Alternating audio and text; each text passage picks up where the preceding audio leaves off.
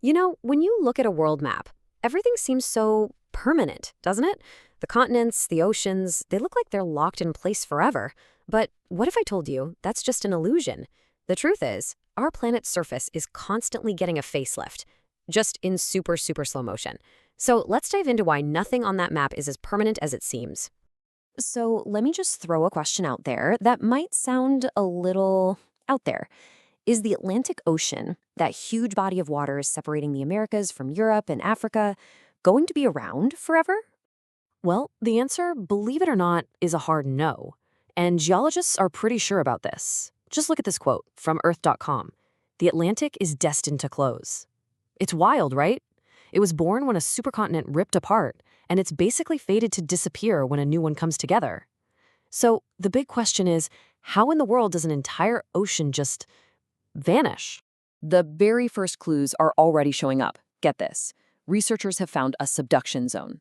That's where one tectonic plate literally dives under another, and it's creeping its way west from the Mediterranean, right under the Strait of Gibraltar. They call this subduction invasion, and it's setting the stage for what could be a brand new ring of fire in the Atlantic. This is it. This is the very beginning of the end for the Atlantic Ocean as we know it. Now, to really wrap our heads around this, we need to zoom out and look at the big picture. Because it turns out oceans actually have a life cycle, a process of birth, growth, and eventual death that unfolds over hundreds of millions of years. So the absolute key to all of this is that word, subduction. As an oceanic plate gets older, it gets colder and denser, it gets heavy, and eventually it starts sinking back down into the Earth's mantle, dragging the rest of the seafloor along with it like a giant conveyor belt. This is the engine that drives an ocean to its doom. And this doesn't just happen randomly. Oh no, it follows a surprisingly predictable pattern, a kind of blueprint that was first figured out by a geologist named J. Tuzo Wilson. It's called the Wilson cycle, and it is our roadmap for understanding the entire life and death of an ocean. So the whole cycle has 6 stages. It all starts in the embryonic stage, where a continent just starts to stretch and crack apart. Then you get the young stage, where a narrow sea is born, like what we see in the Red Sea today. Next comes the mature stage, a big, wide-open ocean. That's the Atlantic right now. But then things take a turn. The declining stage kicks in when subduction starts. The ocean begins to shrink, entering the terminal stage, until finally we hit the suturing stage. That's when the continents on either side smash into each other, creating massive mountain ranges. Okay, this is the really cool part.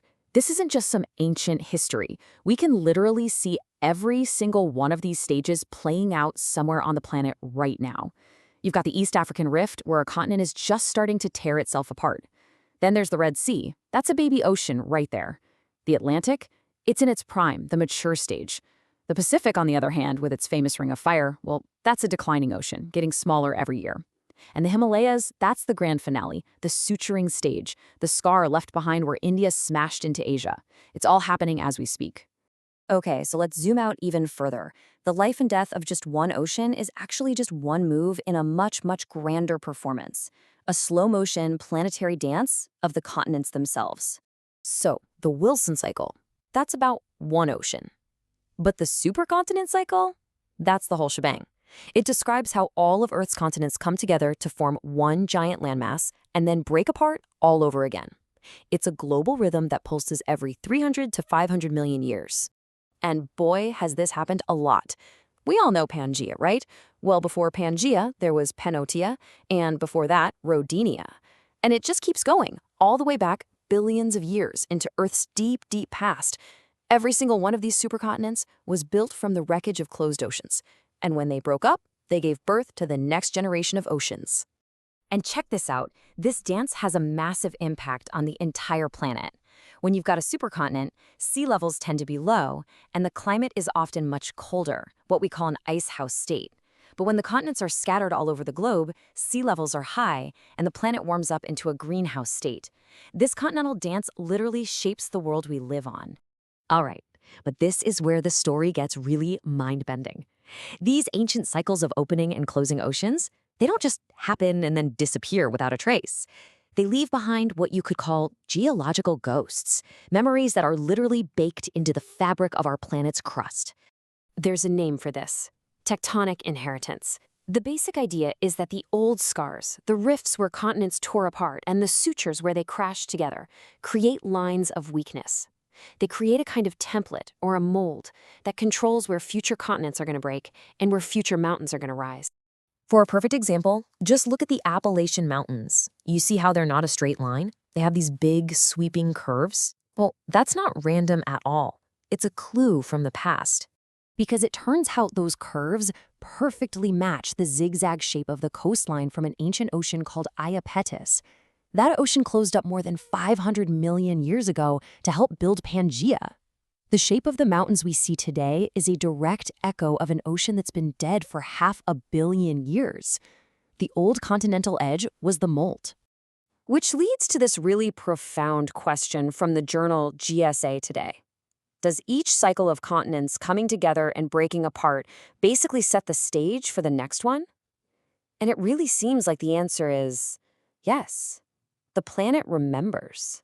So that brings us right back to where we started, the Atlantic Ocean and the beginning of its final chapter. But now we can see the really deep, ancient forces that are at play here. That subduction zone creeping in from Gibraltar, it's not just popping up in some random spot. It's almost certainly following those ancient lines of weakness, scars left behind from a previous cycle. We are witnessing the very, very beginning of the Atlantic's declining stage, and it's being guided by a geological ghost. So, when is all this going down? Well, the latest models say this whole process is going to kick into high gear in about 20 million years. Okay, I know, to you and me, that sounds like an eternity. But on a geological clock, that's practically tomorrow. It's just around the corner.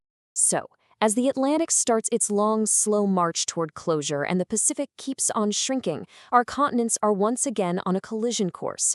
And that leaves us with one last, truly awesome question to ponder. If the ghosts of past cycles are drawing the blueprint, what will Earth's next supercontinent even look like?